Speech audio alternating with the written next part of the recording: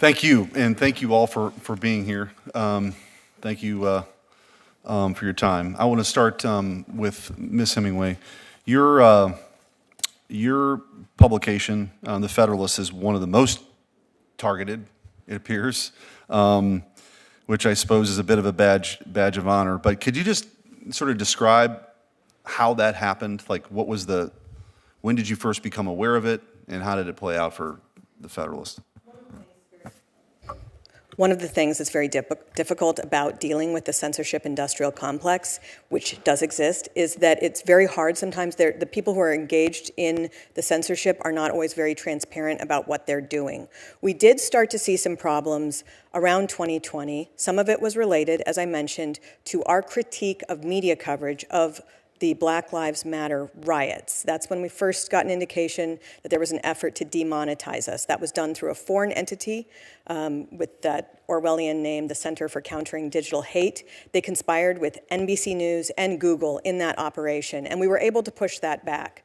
Then, of course, 2020 was also the year where we saw just widespread government-related censorship for people who criticized the response to the pandemic. It was widely held at that time by elite people that you were not allowed to disagree with certain entities within the government about how to handle pandemic response. But it just kept getting worse and worse.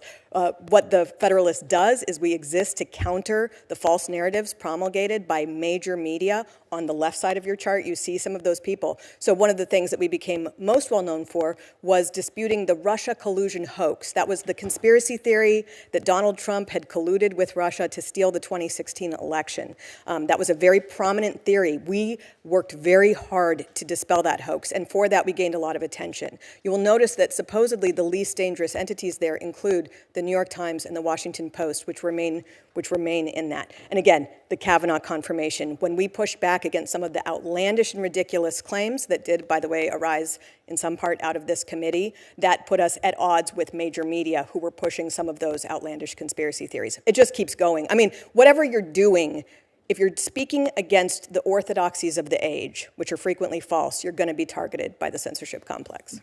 Professor Turley, I want to ask you, you mentioned this, and it's starting to get a little bit more attention. You mentioned what's happening in Europe, too. So there's nothing new about any of this in particular, right? People who've aggregated power want to exercise it. One of the first things they do is try to take away the ability for people to dissent.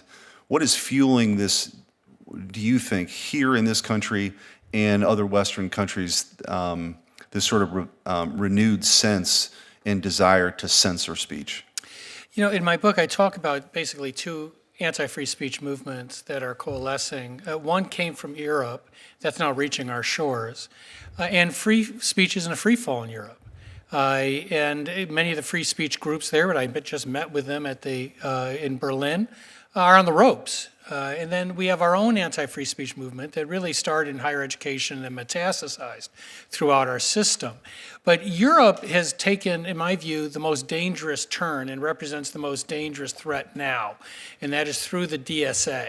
So after Musk bought Twitter and said that he was going to take down the censorship system, various leaders, including American domestic leaders, called on the EU to use the DSA, which is widely criticized by the free speech community because of its sweeping terms allowing for the criminalization of speech. But what they were arguing is that the EU could effectively pool U.S. companies to force them to censor in the United States citizens on social media. The EU did exactly that. They told Musk that he had to restore censorship systems or he could be hit with confiscatory crimes, even arrested. I have to tell you, just a few days ago in Berlin, that was much the talk of many of the EU people speaking, is that they're calling for what they call a new world order based on European values. Those European values are, in fact, the DSA, according to many of them. Yeah. Thank you. Dr. Franks, I did want to ask, you yourself in your writings, I want to ask you about it to respond, don't seem to be a very big fan of the First Amendment. You've written, and I quote, "The conception of free speech enshrined in the First Amendment reflects white, wealthy men's experiences and interests. You've described free speech advocacy as a, quote, neo-Confederate agenda, And in 2021, you published an op-ed calling for completely writing the First Amendment. Are those your comments? Those are not entirely accurate, no.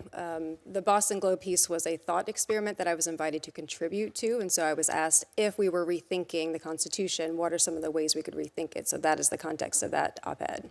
Okay, I think it's interesting that of all the people that could have been selected to come testify about the dangers of limiting free speech and censorship, my colleagues on the other side chose someone who believes that the First Amendment is essentially a white male fetish. Thankfully, that is not in the mainstream, and that we believe that the ability to speak your mind, to express yourself, is protected by the First Amendment, is a God-given right. The government doesn't confer that upon anyone. It's our job to protect it. And I think the dangers that we've seen from the government outsourcing what it can't do itself have been laid out bare. And it's a very dangerous road to go down. And the reason why we're having this hearing is that you have every right to express a point of view that I find abhorrent. I would hope that you would defend my right to do it, to have an opinion that you disagree with. But in the previous administration, if you dared to say that masks were somehow ineffective, or that you couldn't, the COVID vaccine didn't actually prevent transmission, all those things were true, but you were deplatformed. You were told you cannot speak. You cannot engage in dissent. That is a very un-American thing, and so that's why we're gathered here today. May I Senator respond Welch. to the question? Sure. Mr. Chairman, I don't mean, this is your committee and I respect it, but a lot of us have other places we could be, and I would respectfully ask if we could stay all within our time so we could